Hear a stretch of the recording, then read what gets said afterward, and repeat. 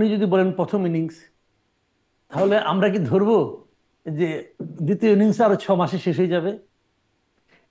তৃতীয় ইনিংসটা হয় না, তাই না? এই সরকারের আমলে 6 ছিল না একটাও।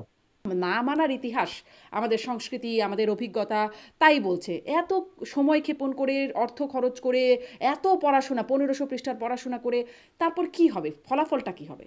ফলাফল এই যে প্রবাদ আছে না একটা, যে লাউ সেই কদু।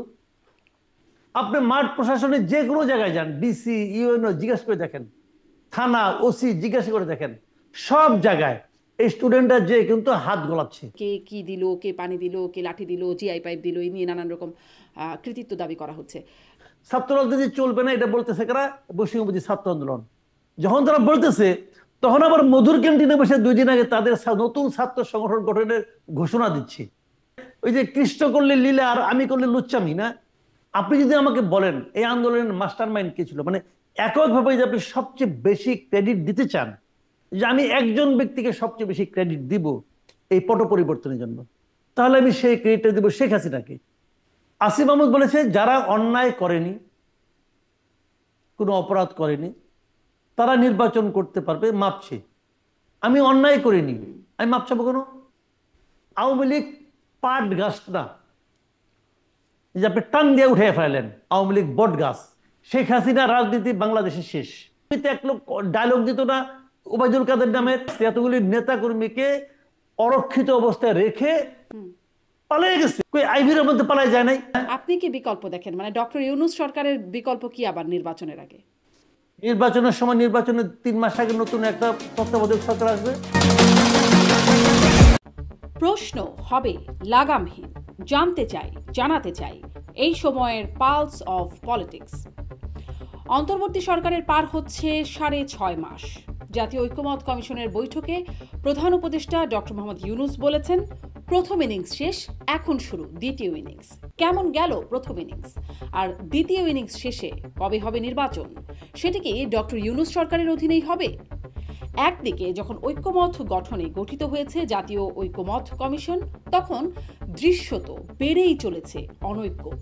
সেটি যেমন মূল দলগুলোর ভেতর, তেমনি অভ্যুত্থানে নেতৃত্ব দেয়া ছাত্র সংগঠনগুলোর মধ্যেও। কুয়েটে ছাত্রদল বনাম বৈষম্য বিরোধী এবং শিবিরের সংঘর্ষ, সামাজিক যোগাযোগ মাধ্যমে অভ্যুত্থানের কৃতিত্ব নিয়ে কাড়াকাড়ি কেমন ইঙ্গিত দিচ্ছে? এমন অবস্থায় কেমন হবে ডক্টর ইউনূসের দ্বিতীয় ইনিংস? এই আলোচনায় স্বপ্নধারা নিবেদিত পালস অফ পলিটিক্সে আমার আজকের অতিথি সিনিয়র সাংবাদিক মাসুদ কামাল। জনাব মাসুদ কামাল, আপনাকে স্বাগত জানাচ্ছি আমার আজকের পালস অফ পলিটিক্সে।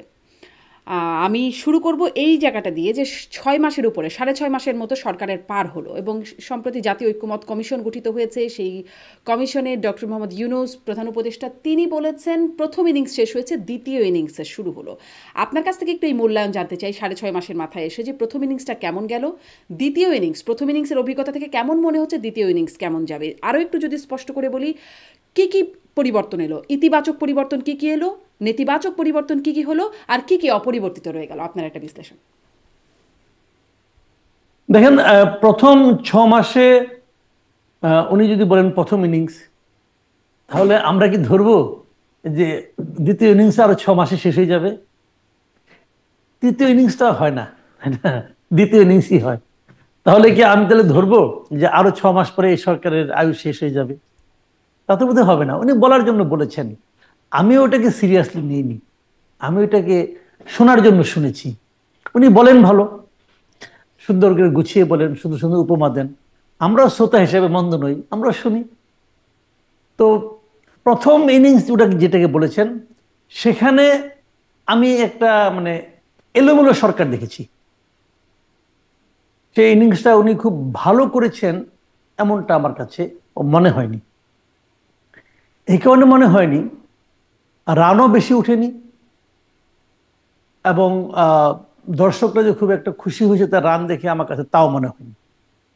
ক্রিকেট তো কেবল 22 জনের খেলা না, মাঠে অনেক লোক থাকে, কিন্তু তারাও খেলা দেখে মুগ্ধ হয়, 4-6 মারে মুগ্ধ হয়।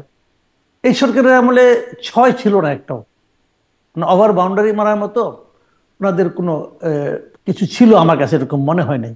আপনি একটা ঘটনা বলতে পারবেন না যে ঘটনা নিয়ে এই দেশের সাধারণ মানুষ মানে মহা খুশি হয়েছে এই সরকারের উপর, একটাও পারবেন না, সিম্পলি পারবেন না। দু একটা চার ছিল, এরকম ছিল। আর কোনগুলোকে চার মানে বলবেন? শূন্য রানে অনেক, হ্যাঁ চার কোনগুলো হলো? চার ধরেন ব্যাংকিং সিস্টেমটাকে উনি একটু ভালো করেছেন, বিদেশে অর্থ পাচার সম্ভবত বন্ধ হয়েছে যতটুকু আমি বুঝি। এগুলি ভালো, এগুলি অবশ্যই ইতিবাচক, কিন্তু ওভার বাউন্ডারি একটাও ছিল না, অনেকগুলি শূন্য ছিল। যেমন বাজার নিয়ন্ত্রণ পারেন নাই, একদমই করতে পারেন নাই। এখন আওয়াজটা শোনা যাচ্ছে কম, কারণ এখন শীতের সবজির কারণে সবজির বাজারটা একটু কমে আছে, কিন্তু চালের বাজার বেশি, চালের দাম বেশি। সয়াবিন তেল রমজানকে সামনে রেখে আবার লজ্জায় মুখ লুকিয়েছে, সয়াবিন তেল বাজারে পাওয়া যাচ্ছে না। তো এগুলো হলো শূন্য, একদম গোল্লা মারা ডাক যাকে বলি। একজন ব্যবসায়ীকে এনে বাণিজ্য উপদেষ্টা বানানো হয়েছে। উনি এখন পর্যন্ত, উনি শুনেছিলাম আগে বলা হয়েছিল উনি খুব ক্যারিসমেটিক লোক, ওনার কোনো ক্যারিশমা বলতে একটাই দেখছি, যে উনি দায়িত্ব নেওয়ার 1 মাসের মধ্যে সয়াবিন তেলের দাম অফিসিয়ালি 8 টাকা বাড়িয়ে দিয়েছেন। উনি কাজের মধ্যে একটাই করছেন, এছাড়া ওনার আর কোনো কাজ আমার চোখে পড়ে নাই। এগুলিকে খুব ইতিবাচক, খুব ভালো কিছু বলা যায় না। একজন স্বরাষ্ট্র উপদেষ্টা নিয়োগ করেছেন, উনি আর্মির লেফটেন্যান্ট জেনারেল, বিশাল উনি পদে ছিলেন। ওনার সততা নিয়ে কোনো সন্দেহ বোধ করি নাই, কারণ বিভিন্ন জায়গাতে শুনেছি উনি খুবই একজন সৎ লোক, কিন্তু ওনার কাছে আমার কাছে ওনাকে খুব গোছানো লোক মনে হয় নাই, এলোমেলো লোক মনে হয়েছে। উনি কখন কি বলেন নিজেও ভালো বুঝেন কিনা আমি জানি না। আমি সাংবাদিকদের একটা প্রশ্ন দেখছি, একটা প্রশ্ন করে উনি আরেকটা উত্তর দেন, এরকম দেখেছি। এবং ওনাকে খুবই আমার কাছে মানে অতটা শক্ত এবং দৃঢ় টাইপের লোক মনে হয় নাই। একজন সবচেয়ে ক্যারিসমেটিক উপদেষ্টা যাকে বলা যায়, সেরকম মনে করেন একজন খুব কথা বলেন, নানা বিষয়ে কথা বলেন, রাজনীতিবিদদের নিয়ে কথা বলেন, উনি হলেন পরিবেশ উপদেষ্টা। তো ওনার এই পরিবেশ উপদেষ্টা যখন কথা বলছি, আজকে সকালেও পত্রিকায় দেখলাম যে বিশ্বের সবচেয়ে মানে আপনার বায়ু দূষণের দিক থেকে যদি বলি, দূষিত বায়ু বাংলাদেশের, উনি পরিবেশের কাজ করতেছেন। কাজের মধ্যে কাজ কি করছেন, যে সেন্ট মার্টিন বন্ধ করে দিচ্ছেন, সেন্ট মার্টিনে কেউ যাইতে পারবে না, এগুলি বলতেছেন উনি। আর কি করেছেন কাগজের মধ্যে, আর তো কোনো কাজ দেখি না। পলিথিন বন্ধ করতে বলছিলেন, চাইছিলেন, ঘোষণা দিয়েছিলেন যে নভেম্বর থেকে পলিথিন বন্ধ, বন্ধ করতে পারেন নাই, মিজারেবলি ফেল মারছেন। বন্ধ করতে কিভাবে পারবেন? উনি কোনো বিকল্প ঠিক না করে, বিকল্পের ব্যবস্থা না করে আপনি যদি বন্ধ করে দেন, আপনি পারবেন? পারবেন না। ওনার তো ওইদিকে কোনো খেয়াল নাই, ঘোষণা দিলেন, একটা নাটক করলেন, বুঝাইলেন যে বিরাট একটা কাজ করছি। নভেম্বর কই, নভেম্বর, ডিসেম্বর গেল, জানুয়ারি গেল, ফেব্রুয়ারিও প্রায় যায়। পলিথিন বন্ধ করতে পারছেন? পারেন নাই তো। তার মানে কি উনি কোনো বিকল্প ব্যবস্থা না করে একটা ঘোষণা দিয়ে দিচ্ছেন। তো এগুলো বলে লাভ নাই। ঢাকার আশেপাশে এতগুলি নদী দূষিত অবস্থা আছে, এই সমস্ত কোনো নদীতে, ঢাকার আশেপাশে অনেক নদী, কোন নদীতে আপনি একটা মাছ খুঁজে পাবেন? এত দূষিত পরিবেশে উনি কি করেছেন? কিছু করেন। কিন্তু উনি আবার বলেন যে 52 বছরের রাজনীতিবিদরা যা পারে নাই তা হয়েছে, রাজনীতিবিদদের ভুল ধরতে আসছেন ওনারা। তো এইগুলি হয়েছে, বলে লাভ নাই। তো সব ক্ষেত্রে শিক্ষা উপদেষ্টা একজন আছেন, কিছু বললে অনেকে মন খারাপ করে। আজকে ফেব্রুয়ারি মাস, আজকে শিক্ষা বছরের 2য় মাসের প্রায় শেষ পর্যায়ে, বই দিতে পারেন নাই, পারেন নাই বই দিতে। উনি প্রতি বছর বাংলাদেশে একটা বই উৎসব হতো জানুয়ারি প্রথম সপ্তাহে, 1 তারিখে 2 তারিখে। এবার সেটা হয়নি। হয়নি এই কারণে 40 কোটি বই লাগতো, উনি 6 কোটির ব্যবস্থা করতে পারছেন। তো 6 কোটির দিয়ে তো আর বই উৎসব করা যাবে না, করতে পারেননি। তো এই হলো সাফল্যের নমুনা। তো এখন ধরে ধরে বললে কয়টা বলবো? বলতে পারি অনেক কিছু, কিন্তু এগুলো বলতে কোনো লাভ নাই, নিজের দুঃখ বাড়ানো ছাড়া আর তো কোনো লাভ দেখি না। এরকম আর কি। তো এইগুলো ইনিংসটা ভালো যায়নি। সংস্কার কমিশন করেছেন, যে বলেছেন সংস্কার আগে করতে হবে। সংস্কার কমিশনের মধ্যে, হ্যাঁ, এই সংস্কার কমিশনটাকে আমি কিছুটা ভালো বলবো, কারণ 6টা সংস্কার কমিশন এর মধ্যে রিপোর্ট দিয়েছে। এই কমিশনের যাদের দিয়ে কমিশন গঠন করেছেন, সেই গঠন প্রক্রিয়া নিয়ে আমার আপত্তি আছে। যাদের নিয়ে গঠন করেছেন তাদের নিয়েও আমার আপত্তি আছে, বললে অনেক কিছু বলা যায়। তারপরেও, এত আপত্তির পরেও যে রিপোর্টগুলো এসেছে, এই রিপোর্টগুলির মধ্যে কিছু ভালো ভালো প্রস্তাব আছে, জোড়াতালি আছে, গোজামিল আছে, আপত্তি আছে, তা সত্ত্বেও কিছু ভালো ভালো প্রস্তাবও আছে, এটা আমি অস্বীকার করব না। এখন এই প্রস্তাবগুলো নিয়ে দ্বিতীয় ইনিংসে উনি পলিটিক্যাল পার্টিগুলির সঙ্গে বসবেন। এখন পলিটিক্যাল পার্টিতে যারা আছেন, নেতা কর্মী যারা আছেন, তারাও তো এই দেশেরই জনগণ। তারা কতটুকু মানবেন কতটুকু মানবেন না সেটা নিয়ে আবার কি হবে, কিভাবে সেটা নিয়েই হ্যান্ডেল এখন করবেন। আলোচনা চলছে। ওই জাতীয় ঐক্যমত কমিশনের প্রথম বৈঠক অনুষ্ঠিত জি হলো। জি আমরা প্রধান উপদেষ্টার প্রেস সচিব যেটি বলছেন যে যেসব বিষয়ে বা যেসব সংস্কারের প্রস্তাবে ঐকমত্য হবে সেটার উপরে সেটাই হবে জুলাই চার্টার, এবং তার উপরেই নির্ভর করবে, মানে জুলাই চার্টারের উপরে নির্ভর করবে নির্বাচন কবে হবে।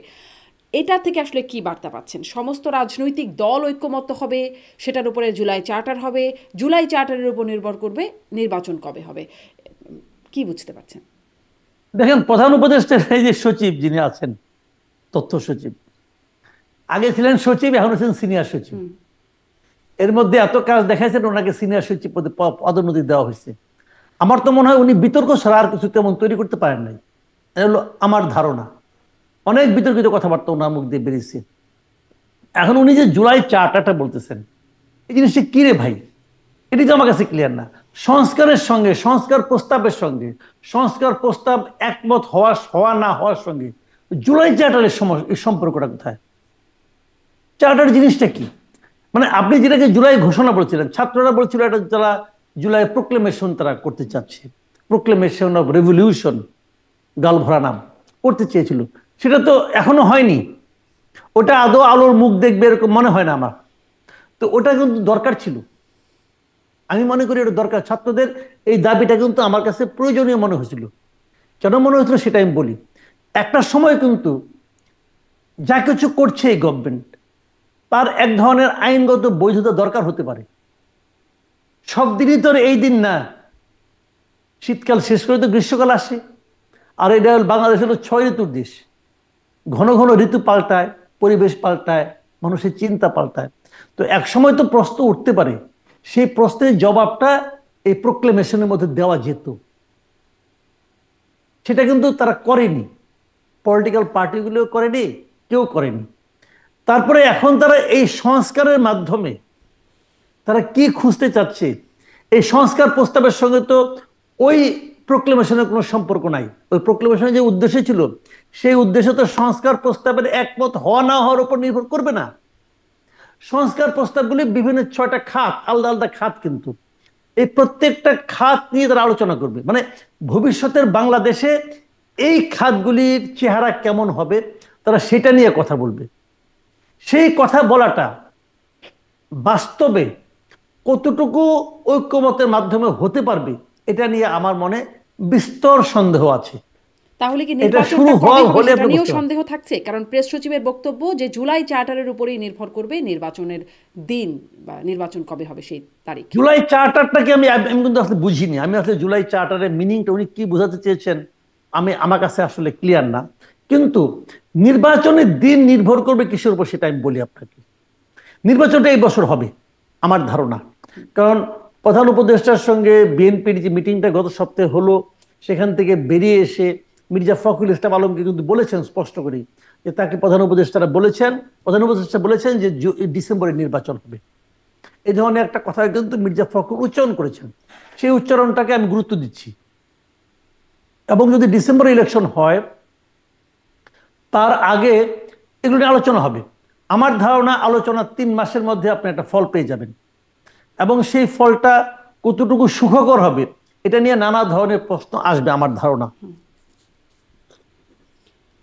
যে ধারণাটা আমি প্রথমত করছি সেটা হলো, আপনি দেখেন, আপনি পলিটিক্যাল পার্টিগুলোর সঙ্গে বসবেন, প্রত্যেকটা পলিটিক্যাল পার্টির লিডার আছে, একাধিক নেতা আছেন, তারা কথা বলবেন।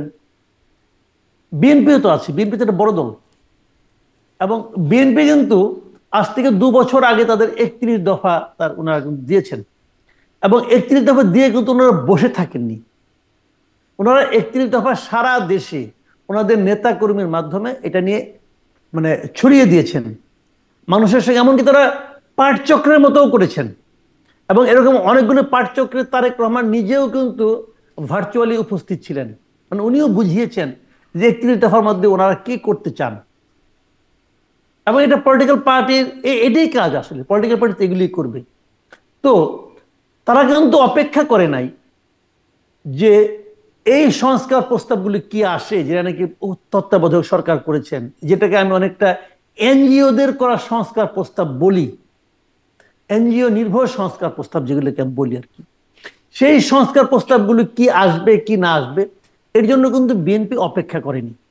বিএনপি প্যারালালি তাদেরটা প্রচার করে গেছে সারা দেশে। কেন করেছে ভাই? করেছে এই কারণে তারা তাদের রাষ্ট্র সংস্কারের 31 দফাকে গুরুত্ব দিচ্ছে, এবং যখন প্যারালালি করছে তখন যখন এখন ঐকমত্যের ভিত্তিতে আলোচনা উঠবে তখন বিএনপি কিন্তু প্রথমেই তাদের 31 দফা এনে হাজির করবে, হাজির করে বলবে এইটার আলোকে আপনারা করেন, বলবে শিওর। আমি বলছি কেন বলবে, আমি একটা ইঙ্গিত দিই আপনাকে। দুদিন আগে বিএনপির স্থায়ী কমিটির একজন মেম্বার মিস্টার গয়েশ্বর চন্দ্র রায়, উনি একটা বক্তৃতায় বলেছেন যে তারা কি একটা প্রস্তাব, সংস্কার প্রস্তাব করছে, এক একটা 200 পৃষ্ঠা 300 পৃষ্ঠা, এগুলি বসে বসে কে পড়বে? এই যে কথাটা উনি বলেছেন এর অর্থ কি? তার মানে ওনার পড়ার ধৈর্য নাই।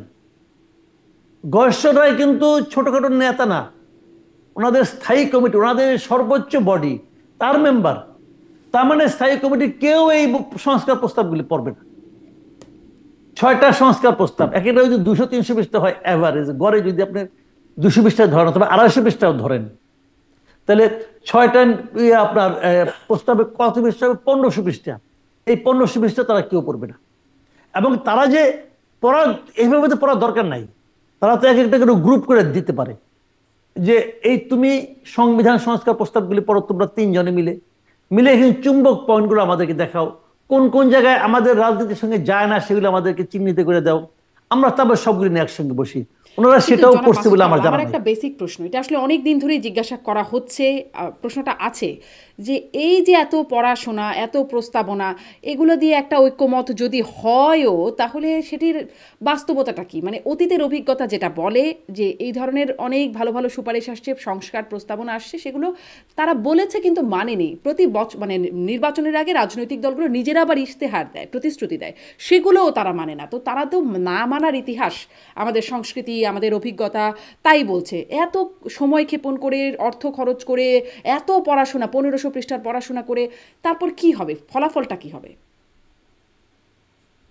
ফলাফল এই যে প্রবাদ আছে না একটা, যে লাউ সেই কদু, তাই হবে। এতদিন যে লাউ দেখেছেন আগামীতেও সেই কদুই দেখবেন। এটা হলো আমাদের বাঙালিদের, আমাদের দেশে বাংলাদেশি মানুষের এটাই নিয়তি, এটাই নিয়তি। লোকটাকে, আচ্ছা আপনি আমাকে বলেন, মানুষের চেঞ্জ হওয়ার একটা বয়স আছে। আমি মনে করি কারো বয়স একটা সার্টেন এইজে পৌঁছে গেলে, যেমন 50, 52, 55 এই পর্যন্ত হয়ে গেলে না, তার আর চেঞ্জ হয় না। চেঞ্জ হলে আগে হতে হয়। তো বিএনপি বলেন, আওয়ামী লীগ বলেন, এদের যে মূল নেতৃত্ব, বয়স কত রে ভাই এক একজনের, এরা চেঞ্জ হবে কেন?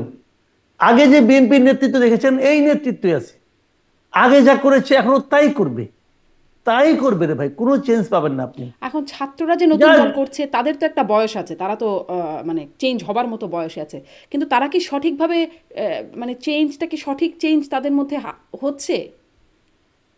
এটা তো আরো সারে সর্বনাশ করে দিয়ে গেছিল এই গভর্নমেন্ট।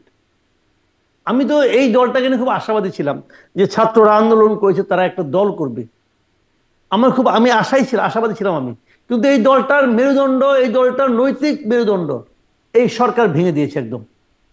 কিভাবে জানেন? যেটা আমি শুরু থেকে বলে আসতেছি, from the very first day আমি যেটা বলতেছি, সবচেয়ে বড় ভুলটা, ব্লান্ডারটা হয়েছে, ভুলও আমি বলি না, ব্লান্ডার হয়েছে, সেটা হলো ছাত্রদের 2-3 জন প্রতিনিধিকে সরকারে নেওয়া। ব্লান্ডারটা কেন আমি বলি, এদের নেওয়ার মাধ্যমে পুরো ছাত্র সমাজের যে ঐক্যটা ছিল সারা দেশে, তারা সেটাকে ভেঙে চুরমার করে দিয়েছে। সবার মধ্যে একটা লোভ জন্ম নিয়েছে যে আমিও তো হতে পারতাম। কারণ এদেরকে যে নেওয়া হয়েছে, কিসের বিবেচনায় নেওয়া হয়েছে কেউ জানে না। কিন্তু ইউনুস সাহেবের চোখের সামনে তখন ছিল, অথবা যারা নীতি নির্ধারণ ছিল ওখানে, তারা বলছে এদেরকে নেওয়া হয়েছে। এবং নেওয়ার পর কি হয়েছে, সারা দেশে যারা স্টুডেন্ট আছে দেশের মনে কর অন্য এলাকায়, তাদের মধ্যে প্রথমে হতাশা, প্রথমে প্রশ্ন, তারপরে হতাশা, তারপরে লোভ। তারা ভাবছে ঠিক আছে আমি তো পেলাম না, তাহলে আমি আমার এলাকায় কাজটা করি। আপনি মাঠ প্রশাসনের যে কোনো জায়গায় যান, ডিসি, ইউএনও জিজ্ঞাসা করে দেখেন, থানা, ওসি জিজ্ঞাসা করে দেখেন, সব জায়গায় এই স্টুডেন্টরা যে কিন্তু হাত গোলাচ্ছে। কিছু কিছু জায়গায় ভালো হচ্ছে, কিছু কিছু জায়গায় খারাপ হচ্ছে। তার মানে তারা ক্ষমতার সঙ্গে কিন্তু এক ধরনের অংশীদারিত্ব দাবি করছে। এই ঘটনাগুলির মাধ্যমে সারা দেশে তাদের একটা ইমেজ তৈরি হয়েছে, যে ইমেজকে ভালো বলার সুযোগ খুব কম। তো সেই ইমেজ নিয়ে তারা যখন দল গঠন করতে যাবে, তাদের মধ্যে কিন্তু সেই লোভটা থেকে যাবে যে আমি এটা করতে পারি, আমার কথা ডিসি সাহেব শোনে। অতএব এই যে জিনিসটা, এই যে মানসিকতাটা, এটা তার বড় একটা ক্ষতি করে দিচ্ছে। কিন্তু এটা কিছুই হতো না যদি ছাত্রদেরকে আপনারা উপদেশটা না বাড়াতেন। সব ছাত্ররা এক থাকতো এবং তারা একটা পাওয়ার হিসেবে কাজ করতো, তারা একটা বার্গেনিং পাওয়ার হিসেবে গভর্নমেন্টের সঙ্গে বসতো, বলতো দেশের জন্য এটা প্রয়োজন, এটা প্রয়োজন, এটা প্রয়োজন। কিন্তু যখন তাকে হাতে আপনি টাকা দিয়ে দিচ্ছেন, যখন তার হাতে আপনি ক্ষমতা দিয়ে দিচ্ছেন, তখন কিন্তু ভাই পুরো জিনিসটা এলোমেলো হয়ে গেছে। এবং এই এলোমেলো থেকে এই ছাত্রদের সংগঠন খুব সহজে বেরোতে পারবে এটা আমি মনে করি না ভাই। এটা সামনে, এবং এই সংগঠনে এখন আমি আশাবাদী না। আমি একটা এক্সাম্পল দিয়ে বলি। ধরা যাক বলা হচ্ছে যে নাহিদ ইসলাম এই দলের প্রধান হবেন, হবেন না? আমি তো দাবি করব নাহিদ ইসলাম তার দায়িত্ব ছেড়ে এখানে আসার আগে উনি বলে আসবেন যে 6 মাসে উনি উনার মন্ত্রণালয়ে কি ভালো কাজটা করছেন। মানুষ কিন্তু প্রশ্ন করবে, আপনি 6 মাসে তথ্যমন্ত্রী ছিলেন, আপনি কি কাজ করছেন বলেন তো? করার মধ্যে একটা কাজ করছেন, সারা দেশে নজিরবিহীন ভাবে আপনি সমস্ত সাংবাদিকের অ্যাক্রিডিটেশন কার্ড বাতিল করছেন। কাজের মধ্যে এটা করছেন আপনি। এটা বাংলাদেশের ইতিহাসে, আমার এই 35 বছরের সাংবাদিকতার ইতিহাস, আমি কখনো দেখি নাই যে একসঙ্গে সবার অ্যাক্রিডিটেশন কার্ড বাতিল করতে হয়। আপনি করছেন। এটাকে কি আপনি বলবেন কি এটাকে আপনার এটা মানে গোল্ডেন ওয়ার্ক?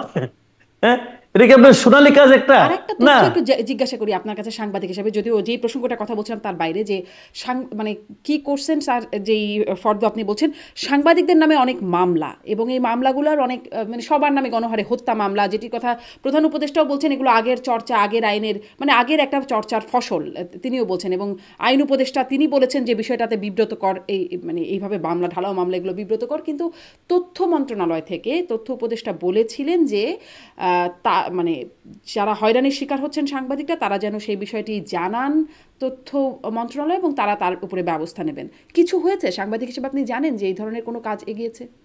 আমার জানা নাই, হলে হতেও পারে, আমি জানি না, আমি বলতে পারবো না। আচ্ছা, আমিও আরও জিজ্ঞাসা করছিলাম সাংবাদিকদের, কিন্তু আসলে কেউই কোনো তথ্য এই বিষয়টা পাচ্ছি না যে কারো মামলার বিষয়ে কোনো ভূমিকা বা পদক্ষেপ নেওয়া হয়েছে কিনা। আপনি ছাত্রদের প্রসঙ্গে বলছেন, আবার একটু সেখানে যাই।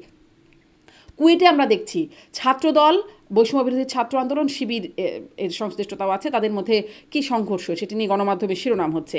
আবার একটা দেখছি যে অভ্যুত্থানের যে কৃতিত্ব কার, কে কি করেছে অভ্যুত্থানের সময়, সেটি নিয়ে একটা কারাকারির ঘটনা ঘটছে, সামাজিক যোগাযোগ মাধ্যমে বেশ বেশ আলোচনা হচ্ছে। কে কি দিল, কে পানি দিল, কে লাঠি দিল, জিআই পাইপ দিল, এই নিয়ে নানান রকম কৃতিত্ব দাবি করা হচ্ছে। ঐক্যমতের কথা আমরা আলোচনা করছিলাম, ঐক্যমত কমিশন গঠন করা হলো, যারা গণ অভ্যুত্থানের সামনের সারিতে ছাত্ররা, তাদের মধ্যে এই অবস্থান, এটি আসলে কেমন লক্ষণ? এটা এটা খুব স্বাভাবিক ঘটনা, এরকম ঘটতে থাকবে।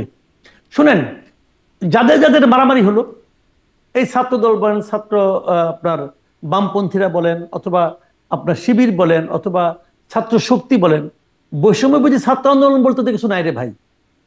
এখানে তো ছাত্র শক্তি লোকজন ছিল এবং এই সবাই মিলে ছিল বৈষম্য বিরোধী ছাত্র আন্দোলন। এখন বৈষম্য বিরোধী ছাত্র আন্দোলনগুলি এক হয়ে গেছে, তারা আমরা কয়েকজন, এবং তারা পুরো ক্রেডিটটা নেওয়ার চেষ্টা করছে। এই যে ক্রেডিট নেওয়ার প্রতিযোগিতা, এটা সামনের দিনগুলিতে আপনি আরো স্পষ্ট দেখতে পারবেন। এখন কি হয়েছে, বাদ বাকি সবগুলি মিলে সবচেয়ে বড় সংগঠন যেটা ছাত্র দল, তাদেরকে আলাদা করার চেষ্টা করছে। তারা ভাবছে আগে ওদেরকে সরাই, বড়টাকে সরাই, এবং তাদের সঙ্গে একটা বিরোধ তৈরি হয়েছে, মারামারি হয়েছে। কি ইস্যুটা কি? যে ক্যাম্পাসে ছাত্র রাজনীতি চলবে কি চলবে না। এই তো ছাত্র রাজনীতি চলবে না, এটা বলতেছে কারা? বৈষম্য বিরোধী ছাত্র আন্দোলন। যখন তারা বলতেছে, তখন আবার মধুর ক্যান্টিনে বসে 2 দিন আগে তাদের নতুন ছাত্র সংগঠন গঠনের ঘোষণা দিচ্ছে। তো এটা কি মিললো ভাই? এটা কি মিললো? মানে তুমি করতে পারবা না, আমি করব, মানে ওই যে কৃষ্ণ করলে লীলা আর আমি করলে লুচ্চামি না, এটা হইল রে ভাই? এটা তো হয় না। তো তারা তো তাই করতেছে। আচ্ছা ঠিক আছে, এটা কেন হচ্ছে জানেন? সামনে নির্বাচন। এখন এই নির্বাচনে কার ছাত্র সংগঠন কতটা স্ট্রং হবে সেটা প্রমাণের একটা সময় আসছে। কয়েকদিন আগে যে আমরা একসঙ্গে গলায় গলা ধরে আমরা যে স্বৈরাচারের বিরুদ্ধে ফাইট করছি, সেই যে ভিলেনটা, সেই ভিলেনটা এখন অপসারিত হয়েছে। এখন ঘরে ঘরে ভিলেন তৈরি হয়েছে। আগামী দিনে দেখবেন এখান থেকে এই বিভাজনটা হয়ে গেল, এখন ছাত্রদল আলাদা। দুদিন পরে দেখবেন এই ছাত্র শিবির আর বৈষম্য যাওয়ার বাদবে। কারণটা কি, তারাও যদি প্রতিদ্বন্দ্বী দল, আবার যদি তারা জোট করে ইলেকশন করে তাহলে আবার তারা গলায় গলায় ভাব থাকবে, এটাই চলবে। কিন্তু এখানে সমস্যাটা কোথায়, এই বৈষম্যবিরোধী ছাত্র আন্দোলনে এত পাওয়ারটা কোথায়? পাওয়ার কিন্তু কিছু না, পাওয়ার হলো তারা প্রশাসনের সাপোর্টটা পাচ্ছে। প্রশাসনের সাপোর্ট পারলে সবাই, যে বলে না গ্রামে একটা প্রবাদ আছে দেখবেন, যে গলির কুকুর কিন্তু নিজের গলিতে বাঘ, আবার অন্য গলিতে গেলে সে কিন্তু তখন বিলাই হয়ে যায়। তো এখন এখানেও একই জিনিসটা, যে এখন যখন গভর্নমেন্টের সাপোর্ট পায় তখন সবাই বাঘ হয়ে যায়। ছাত্রলীগও বাঘ ছিল, হারিয়ে গেছে, এরাও বাঘ হয়ে আছে। ওই জন্য ওয়েট করেন, দেখেন ইলেকশনের টানাপোড়েন যখন শুরু হবে, দেখেন কি হয়। জি, মানে নির্বাচন পর্যন্ত দেখতে হবে। আপনি যে শুরুতে একটা কথা বলছেন, যেই লাউ সেই কদু, ছাত্ররাও কি সেই দিকে চলে যাচ্ছে কি না, মানে সেই অবস্থান তো মনে হচ্ছে। একটা জায়গায় একটু প্রশ্ন করতে চাই, অভ্যুত্থানে যারা আসলে যে ক্রেডিট নিয়ে আমি কথা বলতে শুরু করলাম, যে কৃতিত্ব নিয়ে কারাকারি চলছে একটা, কিছুদিন আগে সাবেক মার্কিন কর্মকর্তা, স্টেট ডিপার্টমেন্টের কর্মকর্তা মাইক বেঞ্চ, তিনি বলছেন যে দেশে দেশে যে রেজিম পরিবর্তন হয় সেখানে যুক্তরাষ্ট্র কাজ করে, এবং বাংলাদেশেও সেই কাজ করেছে, বাংলাদেশের অভ্যন্তরীণ রাজনীতিতে হস্তক্ষেপ করেছে, মিডিয়া, সামাজিক যোগাযোগ মাধ্যম এবং বিরোধী দলের মুভমেন্টে ফান্ডিং করার মাধ্যমে তারা এই কাজগুলো করে, এটি মাইক বেঞ্চ বলছেন। এবং মানে পতিত সরকারের প্রধানমন্ত্রী শেখ হাসিনা তিনিও বলেছেন, বারবার বলেছেন যে তার পতনের জন্য যুক্তরাষ্ট্রকে তিনি দায়ী করেছেন। এমনকি ট্রাম্পের যে সংবাদ সম্মেলন হলো, মোদি ট্রাম্পের সংবাদ সম্মেলন, সেখানে ট্রাম্পের কাছে সরাসরি এই প্রশ্নটাই গেল, যে বলছে ইট ইজ এভিডেন্ট, নিশ্চিতভাবে সাংবাদিক প্রশ্ন করে মানে জিজ্ঞাসা করছেন যে এরকমটা যুক্তরাষ্ট্র করে, বাংলাদেশের রেজিম চেঞ্জের ব্যাপারে তার মতামত কি সেটা জানতে চাইলেন, বাংলাদেশের ব্যাপারে অবজারভেশন জানতে চাইলেন। আসলে কোনো যোগসূত্র কি আছে, মানে অভ্যুত্থানের এতদিন পরে কোনো যোগসূত্র কি দেখেন? দেখেন একটা কথা বলি আপনাকে, যোগসূত্র অনেক থাকে, অনেক থাকে, কিন্তু মূল কারণটা কি? মূল কারণটা হলো দেশ জুড়ে সাধারণ মানুষের ক্ষোভ, হলো মূল কারণ। মূল কারণটা হলো শেখ হাসিনার দুঃশাসন।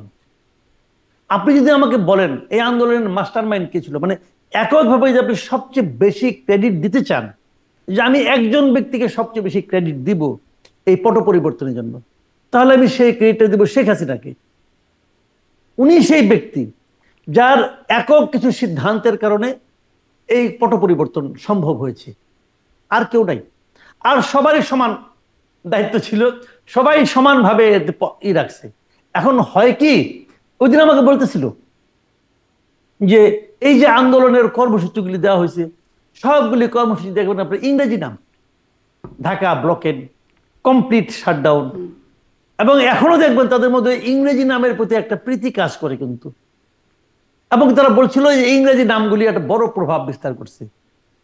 আবার আমি যদি উল্টো করে বলি, যদি এই আন্দোলনটা ব্যর্থ হতো, তখন একজন বলতো কি এই ইংরেজি নামকরণের কারণেই ব্যর্থ হয়েছে, মানুষ বুঝে নাই কি নাম দিছে, ব্লকেড ব্লকেড, আপনি কি ব্লকেড বুঝে নাকি, এই জন্য ব্যর্থ হইল।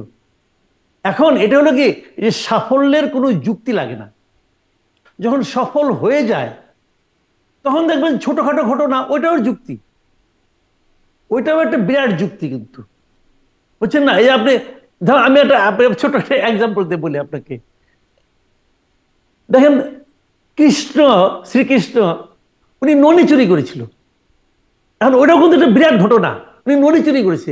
আমি আপনি ননি চুরি করলে ভাই নাম হবে আমাদের, হবে, মার খাবেন, চট থাপ্পড় খাবেন বাপ মায়ের কাছে, তুই চুরি করলি কেন?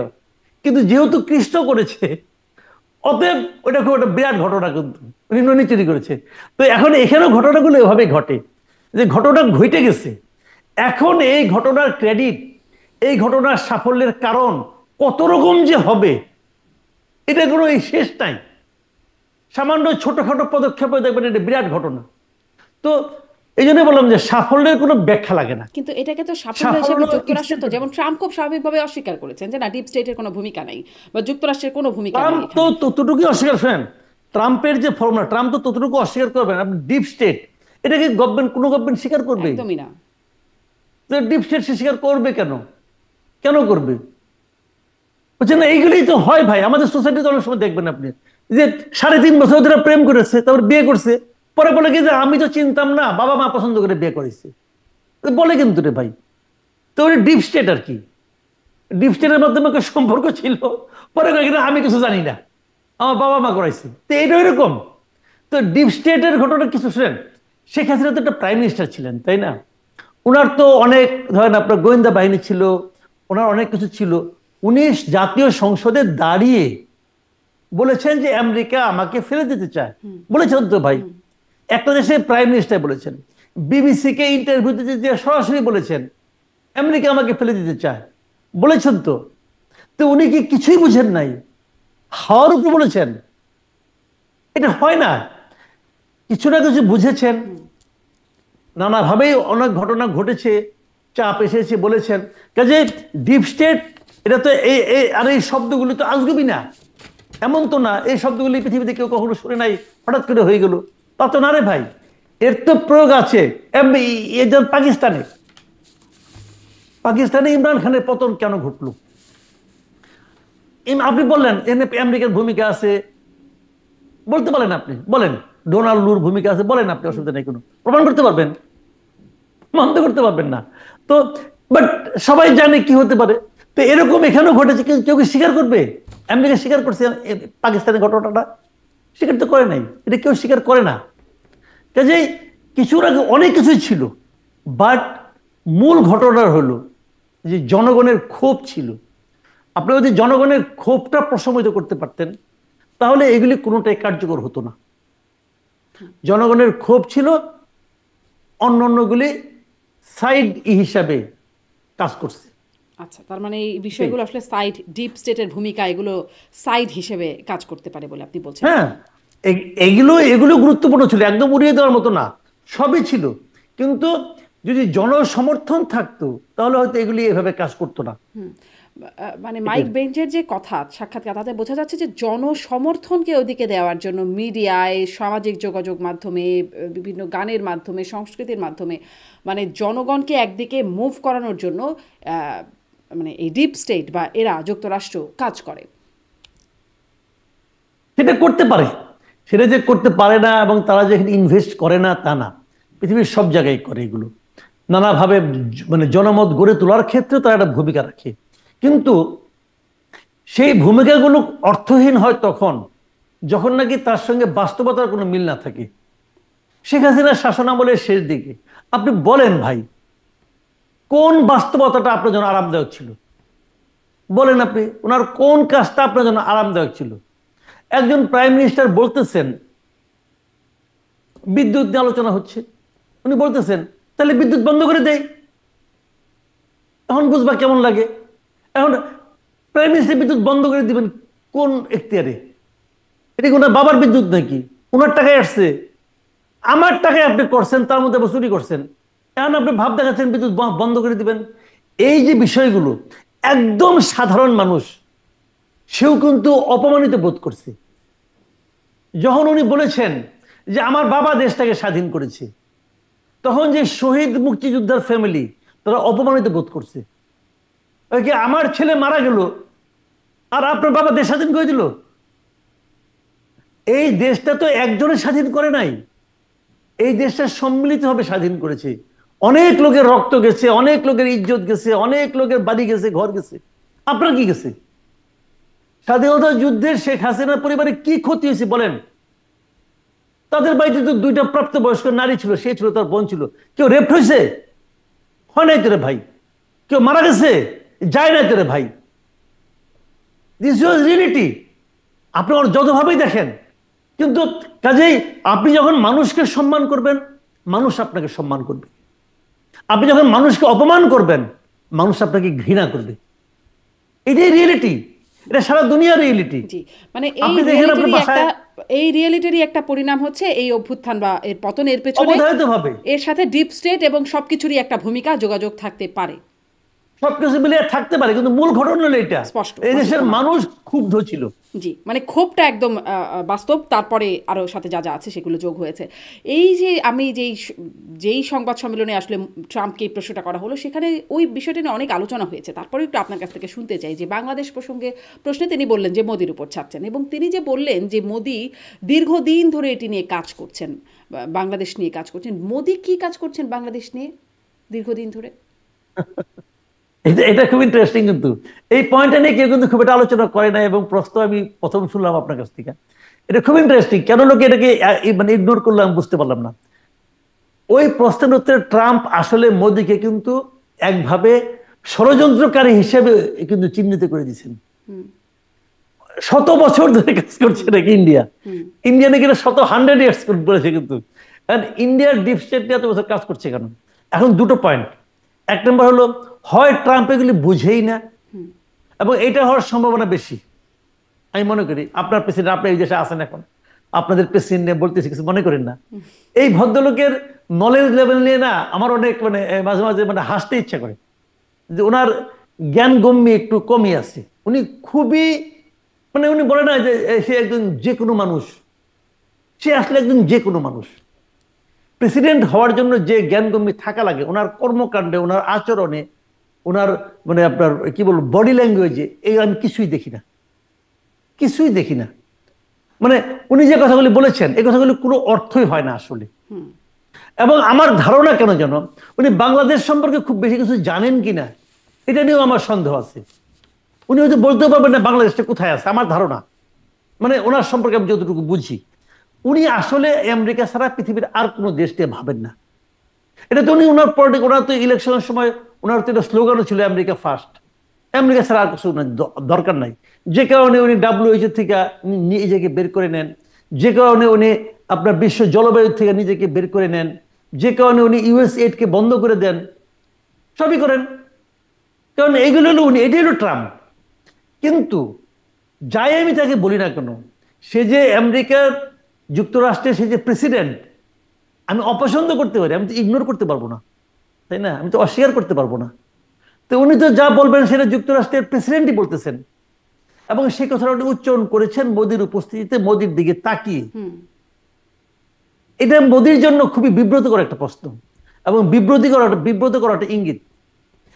উনি এই কথার মাধ্যমে, আমি যদি শাব্দিকভাবে ধরি অর্থ, উনি হয়তো এই কথা বলতে চেয়েছেন যে বাংলাদেশ ইস্যু নিয়ে ইন্ডিয়া বহুদিন ধরে কাজ করছে, এবং ডিপ স্টেট খালি আমেরিকায় থাকবে কেন, ইন্ডিয়ারও থাকতে পারে।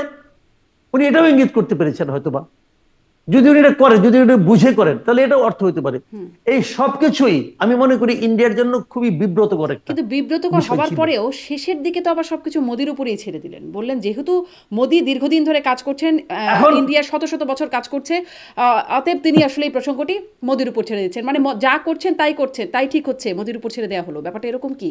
ভারতের লেন্সে কি উনি এটা কথা বলতে চান না। এখন অনেকে বলছে যে ইন্ডিয়াকে তাহলে এটাই বুঝালো উনি যে আমেরিকা এখন থেকে বাংলাদেশকে ভারতের চোখ দিয়ে দেখবে। এই কথাটা আমিও একসময় বলেছি। অনেকে এই ঘটনা ঘটার পর আমাকে অনেকে দেখলাম মেসেজ দিয়ে বলছে, ভাই আপনি যা বলছেন তাই হয়েছে। আমি বললাম, ভাই আমি কি জ্যোতিষ নাকি? ওটা তা না। ঘটনাটা হলো ওনারা ওনাদের মতো করে বলেছেন, তবে রিয়েলিটিটা কি? ট্রাম্প কি বলল অথবা মোদি কি বললেন, এটা কোন দিন কি প্রসঙ্গে কি বললেন, এই প্রশ্নটা কি আসলে দীর্ঘমেয়াদী কোনো ইঙ্গিত দিলেন, নাকি কেবল পার্টিকুলার ওই কোশ্চেনের ব্যাপারে ওনাকে ইঙ্গিত দিলেন? এটা নিয়ে নানা ধরনের বিতর্ক আছে। আমাদের দেশের অনেক উপদেষ্টা পর্যন্ত এটা নিয়ে স্ট্যাটাস দিয়েছেন, অনেক কিছু করেছেন। তো আমি কিন্তু এই আলোচনায় যাই না এই কারণে যে আমি যতটুকু দুই নেতার ওইখানে যে মিটিং এর যে চারিত্রিক যে চেহারাটা দেখলাম, কথা বলার স্টাইল, দুই মানে পায়ের মাঝখানে হাত দিয়ে মানে মানে এরকম এরকম করে ট্রাম্প যেগুলি বলছিলেন, তো এগুলি সবই দেখলাম। আবার সাংবাদিকরা দেখলাম মাটিতে বসে আছেন, এই সব মিলিয়ে যে আমি একটা পরিবেশ দেখলাম, এটা দেখার পর আমার যেটা মনে হলো আসলে বাংলাদেশ নিয়ে না যুক্তরাষ্ট্র মোটে মানে ট্রাম্পের যুক্তরাষ্ট্র, ট্রাম্প প্রশাসন আগামী 5 বছর মোটেই ইন্টারেস্টেড না। এই দেশটাকে ব্যাপারে তার কোনো আগ্রহই নেই। এই দেশটারে ইন্ডিয়া কি করে কি না করে, কে চীন কি করে কি না করে, এইগুলি নিয়ে ট্রাম্পের কোনো মানে আপনার কোনো আগ্রহই নেই। কাজে যদি আগ্রহ না থাকে, যেমন ধরেন গতবার কি হলো, গত ইলেকশনের সময় কি হলো, আমরা কিন্তু টের পেয়েছি যে আপনার 7ই জানুয়ারি যে ইলেকশনটা হলো, সেই ইলেকশনে আমরা খুব স্পষ্টই টের পেয়েছি যে ভারত এবং যুক্তরাষ্ট্রের মধ্যে কিন্তু এক ধরনের টানাপোড়েন চলেছে। কিন্তু তারা মিটিং করেছে বারবার, শেষ পর্যন্ত ওই বার্গেনিংয়ে যুক্তরাষ্ট্র হয়তো হার মেনেছে, ঠিক আছে আপনি করেন, কিন্তু তারা বিরক্ত হয়েছে। এগুলো কিন্তু তাদের কথাবার্তা বোঝা গেছে। কিন্তু আপনি এখন দেখেন ইন্ডিয়া বাংলাদেশের ব্যাপারে যে কোনো সিদ্ধান্ত নেই, যা কিছু করুক, এই ব্যাপারে মানে ইউএসএ কোনো রকম ভূমিকাই রাখবে না, কোনো মন্তব্য করবে না, সিম্পলি কোনো মন্তব্য করবে না। কারণ তাদের এটা মাথা ব্যথাই না, তারা মাথা থেকে সব সরাই দিচ্ছে, সরাই দিয়ে এখন। আর তাছাড়া এখন তো যুক্তরাষ্ট্রের তেমন কোনো ফিনান্সিয়াল ইনভলভমেন্ট আমাদের এখানে নাই। দান খরচ যেগুলো আগে করতো ওগুলো তো সব উড্র করে নিয়ে গেছে। ইউএসএড নাই, ইউএসএড না থাকার কারণে বাংলাদেশে অনেকগুলি এনজিও নাই। আমারই এক আত্মীয় চাকরি করতো কেয়ারে, গত মাসের 24 তারিখ থেকে তো চাকরি নাই, হঠাৎ করে নাই, কোনো কারণ ছাড়াই নাই। ভদ্রলোক মানে 1.5-2 লাখ টাকা বেতন পাইতো, নাই হয়ে গেল সঙ্গে সঙ্গে। তো এগুলোতে প্রভাব ফেলবে। রোহিঙ্গাদের নিয়ে ওখানে একটা জটিলতা হবে। রোহিঙ্গাদের এই লালন পালন আমরা করতেছি, আমাদের আগের প্রধানমন্ত্রী বলতেন তার বোন নাকি তাকে বলেছে 10 কোটি মানে 18 কোটি মানুষকে খাওয়াইতে পারো, আর 10 লাখ লোকের খাওয়াইতে পারবে না, উনি কি ভাত রান্না করে খাওয়াবে নাকি? টাকাটা কোথেকে আসবে? টাকাটা কোথেকে আসবে? তো ওই টাকা তো সবচেয়ে বড় ডোনার ছিল আমেরিকা, যুক্তরাষ্ট্র। সেই সেই আপনার সেই টাকাটা আসবে না ওইভাবে। আর তো কিভাবে চলবে? এখন এটা কেবল আমাদের দেশের জন্য কিন্তু এটা সিঙ্গেল ক্রাইসিসটা, এটা কিন্তু সারা দুনিয়ার জন্যই ক্রাইসিস।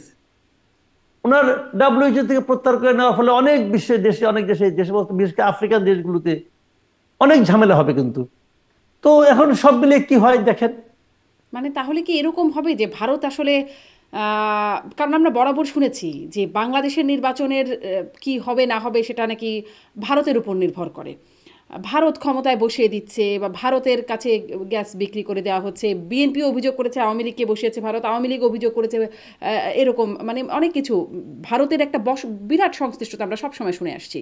তাহলে এখন যখন যুক্তরাষ্ট্র এরকম সব কিছু ভারতের উপর একরকম ছেড়ে দিচ্ছে, সেটি কি আমাদের জন্য এটি একটা কেমন বার্তা? শুনেন, ভারত আগে তো করেছে। শুনেন, আমাদের পাশে একটা বড় প্রতিবেশী না, সে তো একটা বড় প্রতিবেশী।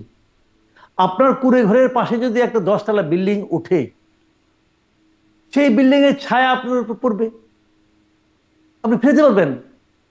আপনি ওই যে রোদ পেতে চান, তাহলে আপনাকে 11 তলা করতে হবে। সেটা করার কি আপনার অ্যাবিলিটি আছে? নাই তো রে ভাই। আবার সেই 10 তলা ভবন থেকে কেউ কেউ জানলা দিয়ে ময়লাও ফেলতে পারে, সেই ময়লাও আপনাকে সহ্য করতে হবে। এটা তো নিয়তি আপনার, আপনি তো কিন্তু সরতে পারছেন না। এখন ভারত কি করবে? এই যে বসিয়ে দেয়, বসিয়ে কেমনে দেয়? ভোট তো আপনি দেন। আমি যখন ভোট দিতে যাই তখন কি মোদি এসে আমার হাত ধরে বলে দেন এখানে না এখানে ভোট দাও? ধরে? ধরে না তোরে ভাই। আমার ভোট তো আমিই দিই। এখন এগুলি কি? এগুলি শুনেন, এগুলি যত সহজে বলা হয়, এগুলি অত অত সরলীকৃত না বিষয়গুলো। এই বিষয়গুলো কিছু না কিছু প্রভাব তো থাকেই, বড় প্রতিবেশীর প্রভাব থাকে কিছুটা, কিন্তু সেই কিছুটা মানে এমন না যে কাউকে কোলে করে না ক্ষমতায় বসায় দেয়। ওই যে সেটাই দিত, তাহলে তো 91 সালে আওয়ামী লীগ ক্ষমতায় আসতো, আসছে। 2001-এও আওয়ামী লীগ ক্ষমতায় আসতো, আসছে, আসে নাই তো। তাহলে কি করছে আবার? আওয়ামী লীগ যখন ক্ষমতায় থেকে নামতে না চাইছে, তখন ভারত একে সাপোর্ট দিছে, এটা করছে। কিন্তু ক্ষমতায় আসতে হলে জনগণের ভোট নিয়ে আসতে হয়, এটাই রিয়েলিটি। যদি নির্বাচনটা ঠিকঠাক মতো হয়, আর যদি আপনি নির্বাচন না দিয়ে গাইড জুড়ে থাকেন, থাকবেন, আবার থাকতে থাকতে একসময় পালাই যাবেন, ওটাও ঠিক। দুইটাই বাস্তবতা। জি, এখন যে দাবি উঠছে একটু যারা পালিয়ে গেছে তাদের প্রসঙ্গেও আসি। তাদেরকে নিষিদ্ধ করা হবে এই নিয়ে অনেক আলোচনা হচ্ছে, এই নিয়ে বেশ কিছুদিন যাবতই কথা হচ্ছে। আসিফ মাহমুদ বলছেন শুধু নিষিদ্ধই না, নিশ্চিহ্ন করতে হবে। আবার তিনিও এটিও বলছেন যে আওয়ামী লীগের যারা গণহত্যা বা অন্যায়ের সাথে যুক্ত না, তারা নির্বাচন করতে পারবেন তারা মাফ চেয়ে নির্বাচন করতে পারবেন। আপনার কাছে একটু জাতিসংঘের যে প্রতিবেদনের সুপারিশ, সেখানেও দেখা যাচ্ছে তারা আসলে কোনো দলকে নিষিদ্ধ করার পক্ষে তারা সুপারিশ করছে না, বা তাদের অবস্থান আসলে কোনো দলকে নিষিদ্ধ না করার পক্ষেই। এই আলোচনাটা কি শুধু কথায় কথায় চলবে, নাকি আসলে এটার কোনো বাস্তবতা আছে? এটি কোন দিকে যাবে আওয়ামী লীগকে নিষিদ্ধ করার যে আলোচনা? এটা নানাজন নানা দিকে ঠেলবে, যে যেদিকে নিতে পারে সেদিকে নিবে। কথা বলার সময় কারো কোনো কাণ্ডজ্ঞান থাকে না, মাঝে মাঝে এটা হয় এটা বয়সজনিত কারণে অনেক সময় হয়। দেখেন, আসিফ মাহমুদ বলেছে যারা অন্যায় করেনি, কোনো অপরাধ করেনি, তারা নির্বাচন করতে পারবে মাপছে। আমি অন্যায় করিনি, আমি মাপ চাবো কেন? আপনি আমার এই কথাটা ভাই বুঝান। আমি তো কোনো অন্যায় করিনি, আমি মাপ চাবো কেন? তাহলে আমাকে উনি মাপ চাইতে বলেন কেন ভাই? মানে এটা কি? আরেকটা কথা হলো, কি বলছেন উনি, আওয়ামী লীগকে কেবল নিশ্চিহ্ন, কি বলছে, নিষিদ্ধ নয়, নিশ্চিহ্ন করে দিবে। কিভাবে নিশ্চিহ্ন করবেন উনি? কিভাবে নিশ্চিহ্ন করবেন? ফু দিয়া নাকি ধাক্কা দিয়া? আমি বলি, আমি আগেও বহুবার বলেছি, এখন আবারও বলি, আওয়ামী লীগ একটা বড় দল, অনেক বড় দল। কত বড় দল আমি বুঝাই আপনাকে, একটু একটা ছোট্ট উদাহরণ দিয়ে বুঝাই। আমি বাংলাদেশের ইতিহাসে 4টা নির্বাচনকে ভালো নির্বাচন বলি: 91, 96, 2001 এবং 2008। এই 4টা নির্বাচনকে আমি ভালো নির্বাচন বলি, আর বাকিগুলিকে আমি নির্বাচনই বলি না। আগেও না, জিয়া নির্বাচন, এরশাদের নির্বাচন, কোনোগুলি, এবং বঙ্গবন্ধু নির্বাচন যেটা করছিল ওইটাও না, 72, ওইগুলো আমি কোনো নির্বাচনই মনে করি না। এই 4টা নির্বাচনকে আমি ভালো নির্বাচন বলি। এই 4টা নির্বাচনের মধ্যে আওয়ামী লীগ সবচেয়ে খারাপ করেছে 2001 সালে। সেই নির্বাচনে তারা 300 আসনের মধ্যে মাত্র 62টা আসন পেয়েছিল। ভোট পেয়েছিল কত জানেন? ভোট পেয়েছিল 2,23,65,000। আরো কিছু আছে ভাঙাচোরা, ওটা মনে নাই। ওই নির্বাচনে বিএনপি ভোট পেয়েছিল কত? 2,28,00,000 সামথিং। আওয়ামী লীগের চেয়ে মাত্র 5 লাখ ভোট বেশি পেয়েছিল বিএনপি। সেটা বিএনপি একা না, বিএনপি জোট সহ আর কি, বিএনপি। তাহলে এই 5 লাখ ভোটের ব্যবধানে তারা পেয়ে গেছে হলো 192টা আসন। এটা হয়, এই নির্বাচনের সিস্টেমটা এমন হয়। আচ্ছা, আমি বিএনপি নিয়ে আলোচনা করছি না, আমি আওয়ামী লীগ নিয়ে আলোচনা করছি। আওয়ামী লীগ, এটা হলো আওয়ামী লীগের সবচেয়ে খারাপ। মানে আওয়ামী লীগ যখন খুব খারাপ করে তখনও 2.25 কোটি ভোট পায়, মাথায় রাখেন কিন্তু। আচ্ছা, ধরলাম এই 15 বছরের দুঃশাসনে আওয়ামী লীগ আরো খারাপ করছে, মানুষ আওয়ামী লীগকে আরো বেশি ঘৃণা করে। ধরলাম এখান থেকে আপনি 50% বাদ দেন, 50%, তাও তো ভাই 1 কোটি লোক থাকে। 1 কোটি লোককে আপনি ফু দিয়ে উড়াই দিবেন? আসিফ মাহমুদ, সজীব ভুইয়া, ওনার ফুয়ের এত শক্তি, উনি আওয়ামী লীগরে ফু দিয়ে 1 কোটি লোককে ফু দিয়ে উড়াই দিবেন? ভাই, আমি আগেও বলেছি, এখনো বলি, আওয়ামী লীগ পাট গাছ না যে আপনি টান দিয়ে উঠে ফেলেন। আওয়ামী লীগ বট গাছ। আওয়ামী লীগকে টান দিয়ে উঠানো যায় না। এটা একটা এত পুরনো একটা দল, 3 পুরুষের দল আওয়ামী লীগ। দাদা আওয়ামী লীগ করতো ভাই, বাবা আওয়ামী লীগ করে, ছেলে আওয়ামী লীগ করে, তার যে সন্তান এখনো হয় নাই, হবে, সেও ছাত্রলীগের নাম লেখায় রাখছে। এটা হলো আওয়ামী লীগ। আপনি ইচ্ছা করলেন ওই আসিফ মাহমুদ, সজীব ভুইয়া, উনি বললেন যে আওয়ামী লীগ নিশ্চিহ্ন করে দিবেন। এত সোজা, অবাস্তব চিন্তা ভাবনা, বুঝে না আওয়ামী লীগ কি জিনিস। এটা উনি, আওয়ামী লীগের মতো দল, এত বড় দল, সারা সমস্ত ইনস্ট্রুমেন্ট তার পাশে ছিল, রাষ্ট্রের প্রত্যেকটা প্রতিষ্ঠান তার সঙ্গে ছিল। সে 2009 সালে হিজবুত তাহরিরকে নিষিদ্ধ করছিল, পারছে। 32 নম্বর যখন ভাঙে, তার মাথায় এক লোক এরকম প্ল্যাকার্ড নিয়ে খাড়ি আসলে হিজবুত তাহরির পতাকা নিয়ে, হিজবুত তাহরিরকে নিষিদ্ধ করতে পারছে আওয়ামী লীগ? পারে নাই। জামাতকে নিষিদ্ধ করতে চাইছে, প্রথম দিন থেকে জামাতকে ঠেঙ্গাইছে, যেখানে পাইছে বাইরেছে, হাত পা ভেঙে দিচ্ছে, অমুক করছে, তমুক করছে। শেষ দিন এসে নিষিদ্ধও করছিল। জামাতকে নিষিদ্ধ করতে পারছে? জামাত আগের চেয়েও পাওয়ারফুল হয়েছে, এবং জামাত এখন ক্ষমতায় যাওয়ার স্বপ্ন দেখে। এটা হাওয়ার উপরে দেখে না, দেখে। তো নিষিদ্ধ করা যায় না এভাবে, গায়ের জোরে নিষিদ্ধ করা যায় না। নিষিদ্ধ করতে পারে একমাত্র জনগণ। জনগণ যখন কোনো রাজনৈতিক শক্তিকে প্রত্যাখ্যান করে, তখন সে নিষিদ্ধ হয়। বট গাছ আপনি আপনি মরে, বট গাছকে টান দিয়ে উঠে ফেলানো যায় না, এটা মাথায় রাখতে হবে। আওয়ামী লীগকে আপনি যখন আওয়ামী লীগকে নিষিদ্ধ করতে চান, তখন তারা আরো শক্তিশালী হয়ে ওঠে। তখন কি হয়? তখন আওয়ামী লীগের যা আছে, যেদিকে ডালপালা, সবাই একত্র হয়ে যায়। যে জিনিসটা জামাতের ক্ষেত্রে হয়েছে, যে জিনিসটা হিজবুত তাহরীরের ক্ষেত্রে হয়েছে। ওনাদের অভিজ্ঞতা কম, এই জন্য এগুলি বলে এক ধরনের আমোদ অনুভব করে এবং মনে মনে ভাবে আমি এখন ক্ষমতায় আছি, সারা জীবন ক্ষমতায় থাকবো। আগেই বলেছি কিন্তু বাংলাদেশ 6 ঋতুর দেশ ভাই। 6 ঋতুর যে বর্ষাকালে কেউ টের পায় না যে শীতকালে কেমন ঠান্ডা ছিল, টের পাওয়া যায় না। ওনাদের অবস্থা হচ্ছে এরকম। এত সহজ নয় দেশটাকে এখন কি করা। জাতিসংঘের যে তদন্ত প্রতিবেদন গেল, সেখানে যে রিপোর্টটা আসলো, একদম আওয়ামী লীগের এবং শেখ হাসিনাকে সরাসরি নির্দেশদাতা হিসেবে অভিযুক্ত করা হলো, মানে চিহ্নিত করা হলো সেই প্রতিবেদনে। তারপর মানে এই প্রতিবেদনের একটা প্রভাব আপনার কাছে কি মনে হয় শেখ হাসিনার রাজনীতি এবং আওয়ামী লীগের রাজনীতির উপরে? শুনেন, শেখ হাসিনার রাজনীতি আমি স্পষ্ট করে আমি যেটা বুঝি সেটা বলি। এই প্রতিবেদন পড়ে আমার বুঝতে হবে না, আমি আমার নিজের জীবন দিয়েই বুঝি। শেখ হাসিনার রাজনীতি বাংলাদেশে শেষ। বাংলাদেশে শেখ হাসিনা রাজনীতি করার আর কোনো চান্স আমি দেখি না।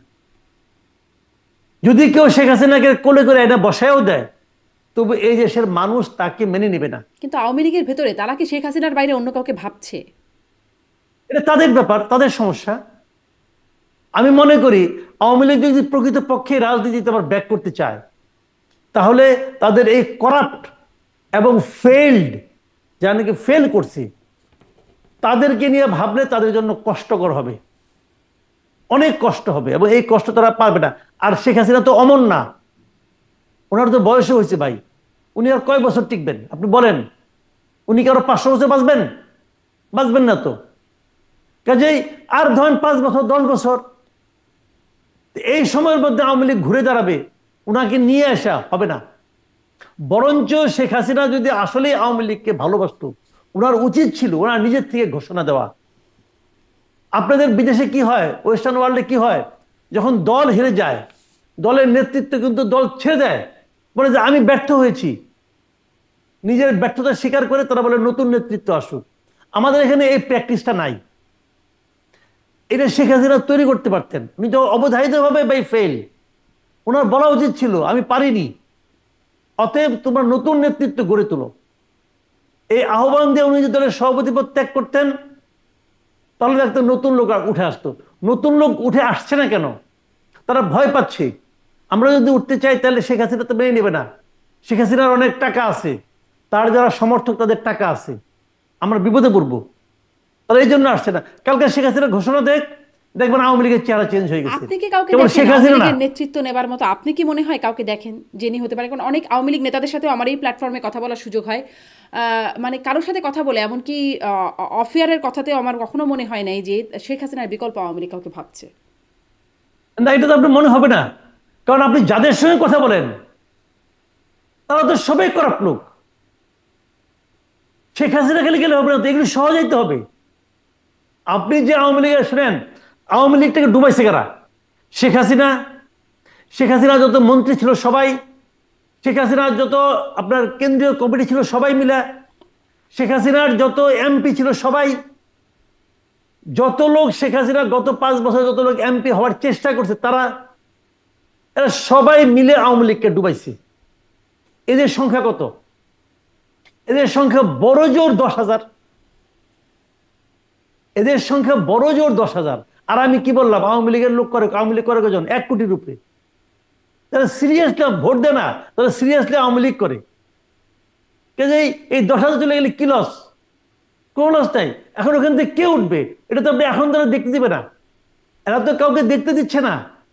আপনি কি জানতেন 5 তারিখের আগে, জুলাইয়ের 1 তারিখের আগে জানতেন নাহিদ ইসলামকে চিনতেন? হাসনাত আব্দুল্লাহকে চিনতেন? সার্জিসকে চিনতেন? চিনতেন না। এখন না চিনে উপায় আছে? উপায় নাই।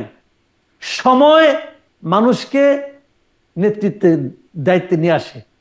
এখন কি আপনার মনে হয় যে হাসনাত আব্দুল্লাহ কোন একটা পলিটিক্যাল লিডারের সঙ্গে 10 মিনিট কথা বলে তর্ক করলে হারিয়ে যাবে? মনে হয়? হয় না। কেন মনে হয় না? আছে। এই সামনের বাধাগুলি সরিয়ে দেন, অনেক লোককে দেখতে পারবেন। কিন্তু এরা তো সরাতে দিবে না।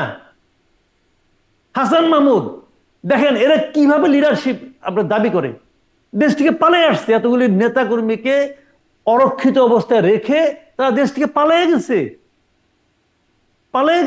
ওই যে যাত্রার ভঙ্গিতে এক লোক ডায়লগ দিত না, ওবায়দুল কাদের নামের, পালিয়ে গেছে ভাই। সে লেজ গুটিয়ে পালিয়ে গেছে। কোথায়? উপজেলা যাদের অনেক আপনার ইউপি চেয়ারম্যান আছে, এলাকায় আছে, কই আইভির মধ্যে পালায় যায় নাই? সে তো পালায় যায় নাই ভাই। আপনাকে বুঝতে হবে জিনিসগুলো, এই যে বিষয়গুলো আছে। তো এখন এরা ওই টাইপের লোক, তো এই লোকগুলো তো আপনাকে দেখতে দিবে না। যখনই আপনি দেখতে চাইবেন, আপনার চোখের সামনে সে দাঁড়িয়ে থাকবে, আপনি দেখতে পাবেন না তার পেছনে কে আছে। কাজে ওদের সঙ্গে আলাপ নাই, ওদেরকে সরিয়ে ভাবেন। যাদেরকে দেখছেন আপনি আওয়ামী লীগ হিসাবে, তারা সব বাদ, এগুলি সবগুলি দূষিত ব্যক্তি। এদেরকে বাদ দিয়ে চিন্তা করেন আওয়ামী লীগ আবার দাঁড়াবে। যতদিন এরা আছে ততদিন তারা আওয়ামী লীগের জন্য বোঝা। এটা আওয়ামী লীগের তৃণমূল পর্যায়ে যত দ্রুত আওয়ামী লীগ বুঝতে পারবে, তত দ্রুত আওয়ামী লীগ আবার দাঁড়ায় যাবে। জি। তাহলে হবে না, এদের দ্বারা হবে না। আপনি কিভাবে শেখ হাসিনাকে দেশের মানুষের কাছে খাওয়াবেন? আপনি কিভাবে ওবায়দুল কাদেরকে দেশের মানুষের কাছে খাওয়াবেন বলেন? এদেশের মানুষ খাওয়া দূরের কথা, ওরা দেখলেই তো বমি করে দিব। তো এই সমস্ত লোক হবে? এগুলি তো আমার কাছে ক্লাউন মনে হয়েছে, তখনও মনে হয়েছে, এখনো মনে হয়। তো কি বলবেন? জি, আপনার এখানে বক্তব্য স্পষ্ট। আমি আর কয়েকটা এক দুইটা জিনিস বলেই আমি শেষ করে দেবো। আপনি ঘড়ির দিকে তাকাচ্ছেন, আমি বুঝতে পারছি। একদমই শেষ করে দেবো মাসুদ কামাল। যে জাতিসংঘের প্রতিবেদনের বিষয়ে বলছেন, আপনি বলছেন সেটি না দেখেই আপনি এটা বলতে পারেন। সেখানেই আর একটা জায়গায় একটু জিজ্ঞাসা করি, যে 1400 মানুষের যে একটা মারা গেছে বলে তারা আনুমানিক একটা সংখ্যা বলছে, 1 জুলাই থেকে 15 আগস্ট পর্যন্ত এই সময়কালের কথা বলছে। এই সময়কালটা কিভাবে নির্ধারণ করা হচ্ছে, এই বিষয়ে আপনার একটা মন্তব্য শুনতে চাই। এবং এখানে 4 আগস্ট পর্যন্ত আওয়ামী লীগ সরকার, 5 তারিখে সরকার পতন হলো, তারপরে কয়দিন সরকার নাই, তারপরে আবার একটা অন্তর্বর্তী সরকার। সে মানে আওয়ামী লীগ সরকারের উপর দায় কতটা? সবটাই কি দেওয়া চলে? না, সবটা তো ওরাও দেয় নাই। জাতিসংঘের যারা তদন্ত যারা করেছে, অনুসন্ধান যারা করেছে, তারা তো এটা বুঝে শুনেই বলেছে। তারা তো সবটা আওয়ামী লীগের উপর দেয় নাই। আওয়ামী লীগের পতনের পরও এদেশে অনেক আইন বহির্ভূত, নিয়ম বহির্ভূত অঘটন ঘটেছে। এতো অস্বীকার করার কোনো উপায় নাই, হয়েছে তো। এখনো অনেক কিছু হচ্ছে, এখনো অনেক। কয়েকদিন আগে দেখলাম, কুমিল্লায় তো দেখলাম, একটা ভিডিও দেখলাম, একটা পরিবারে 3 জন লোক মারা গেছে, তার মধ্যে একজন মানে অন্তঃসত্ত্বা মহিলাও ছিলেন। এখনো হচ্ছে। তো এখন, আগে হতো চেতনার নামে গুম হতো, এখনো চেতনার নামে হচ্ছে। হচ্ছে তো, এই জন্যই তো বলি এই সরকার থামাতে পারছে না। এটা সরকারের ব্যর্থতা। এই সরকার থামাতে পারবেও না। পারবে না কেন জানেন? আমি বলি আপনাকে, তারা পুলিশের মনোবল বলতে কিছু আর অবশিষ্ট রাখে নাই। পুলিশ সক্রিয় হবে না এই গভর্নমেন্টের হাতে। কেন হবে না? আপনি কি করেছেন? আন্দোলনে যে সমস্ত পুলিশ মারা গেছে তাদের ব্যাপারে একটা ইন্ডেমনিটি দিয়ে দিয়েছেন আপনি।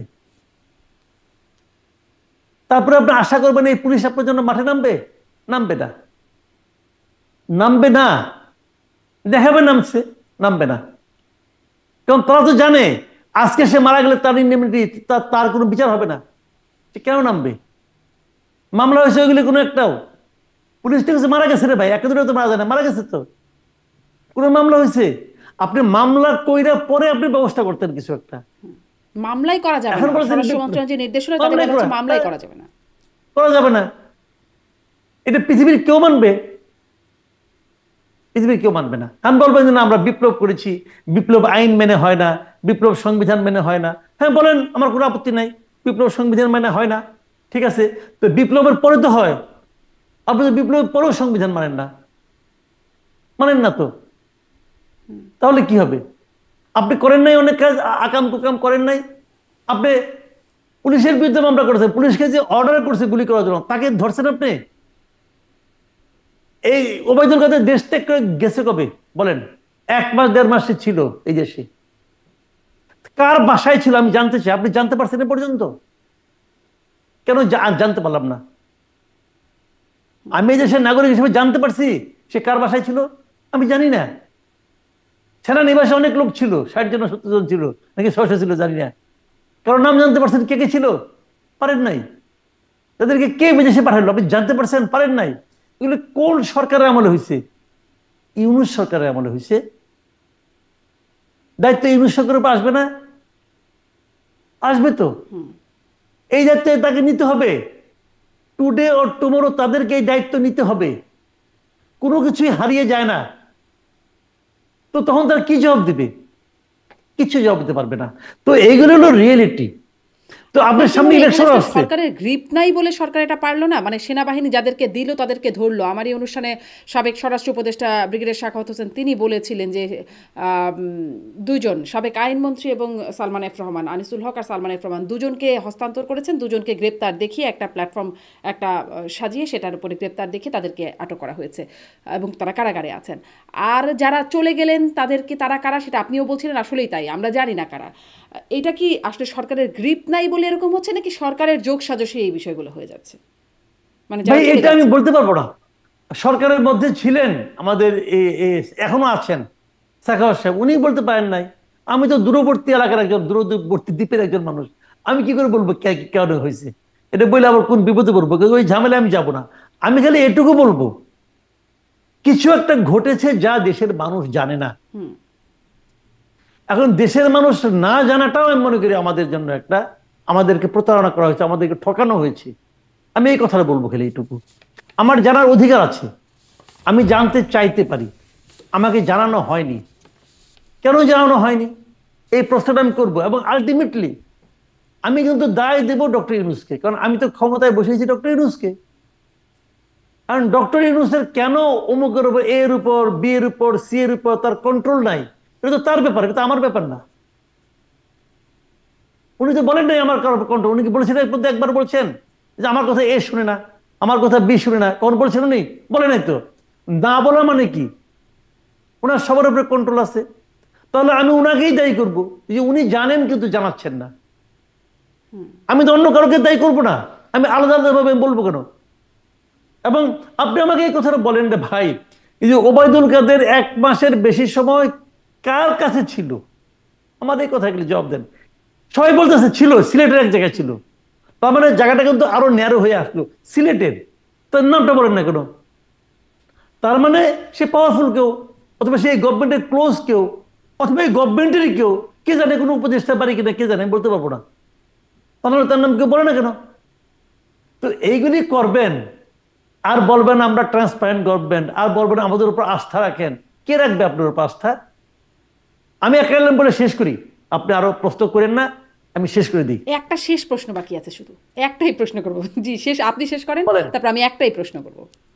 না, আপনি বলেন, শুনি আপনার প্রশ্নটা আচ্ছা, শুনে নিই। আমার শেষ প্রশ্নটা হচ্ছে যে আপনি এই সরকারের দায়ের জায়গায় বলছেন, আর একটা জিনিস আমরা সব সময় মানে ঘটেই যাচ্ছে একের পর এক, যার কারণে প্রশ্নটাও করেই যাচ্ছি মানে প্রতি অনুষ্ঠানেই, যে সেই লালন মেলা বন্ধ থেকে শুরু করে শোরুম উদ্বোধন থেকে শুরু করে সব বন্ধ হওয়া, মহানগর নাট্য উৎসব সম্প্রতি বন্ধ হলো, বসন্ত উৎসব বন্ধ হলো, পুলিশকে জানানোর পরও সেখানে ব্যবস্থা নেওয়া হয় না, রণবীকে মঞ্চে উঠতে দেওয়া হলো না। এখন শোনা যাচ্ছে রমনা বটমূলে পয়লা বৈশাখের আয়োজনে রমনা বটমূলে 100 গরু জবাই দেওয়া হবে, সেই ডেইলি স্টার প্রথম আলোর সামনে গরু জবাই থেকে শুরু হলো। মানে এগুলোও তো একের পর এক একের পর এক, কোথাও যেন ফুল স্টপ হচ্ছে না, ঘটেই যাচ্ছে। এখানেও সরকার কি করছে, আর কেন এত ঘটনা ঘটছে একের পর এক? এটাই হলো বাংলাদেশের বর্তমান অবস্থা। এই যে আপনি একটার পর একটা ঘটনা বললেন, এই সবগুলো একটা সুতার মধ্যে লেগে আপনি একটা মালা বানান। এই মালাটাই বাংলাদেশ। এই বাংলাদেশ আমরা চাইনি। এটাই এখন চলছে এই দেশে, এদেরই রাজত্ব চলছে। আর নতুন করে কি বলবো? যাই হোক, আপনার প্রশ্ন উত্তর এটুকু। এখন আমি একটা কথা বলি আপনাকে, এটা শেষ কথা, আমি নিজের থেকে বলি, এই প্রশ্নটা আপনি করেননি, তারপরে আমি বলি। আমরা সামনে নির্বাচনের দিকে যাচ্ছি। প্রশ্ন হচ্ছে, সেই নির্বাচনটা কি ডক্টর ইউনূস গভর্নমেন্টের আন্ডারে হবে, নাকি অন্য কোনো গভর্নমেন্ট আসবে নির্বাচন করার জন্য? এরকম একটা ইঙ্গিত কিন্তু মির্জা ফখরুল ইসলাম আলমগীর দিয়েছিলেন একবার। আমি বলি যে ডক্টর ইউনূস সরকার বাংলাদেশের আগামী নির্বাচন অনুষ্ঠানের যে দায়িত্ব পালনের নৈতিক অধিকার হারিয়েছেন। এটা হলো আমার ওপিনিয়ন। আমি ডক্টর ইউনূস সরকারের অধীনে কোনো নির্বাচন চাই না। আমি মনে করি সেই নির্বাচন যদি হয়, সেটা পক্ষপাত দুষ্ট নির্বাচন হবে।